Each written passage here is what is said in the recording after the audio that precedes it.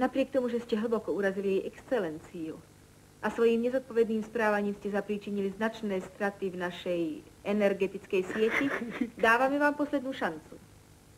A čo to má byť? Stačí, ak vyplníte túto žiadosť.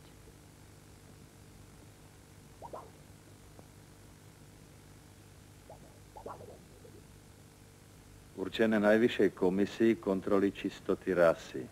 Ja dolu podpísaná vyhlasujem, že som sa narodila ako muž proti svojej vôli. Vzhľadom na vyššie uvedenú skutočnosť prosím, aby ste mi odpustili moje doterajšie skutky, v ktorých som sa prejavovala ako samec. Na ospravedlnenie dodávam, že som podľahla vplyvu mužskej civilizácie, ktorá vtedy vládla. Súčasne sa v plnej miere stotožňujem so všeobecne uznávaným názorom, že muži neboli, niedých a nikto ich nepotrebuje.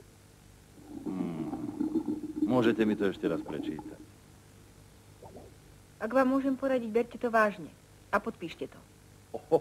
A ak to nepodpíšeme? Podpíšte.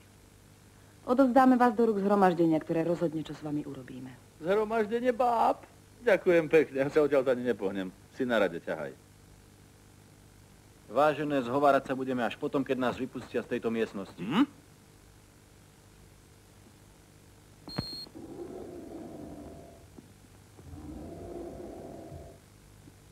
Pokojne sme to mohli aj podpísať.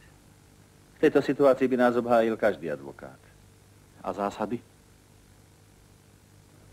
No si naťahol. To nebol šikovný ťah. No. Tak.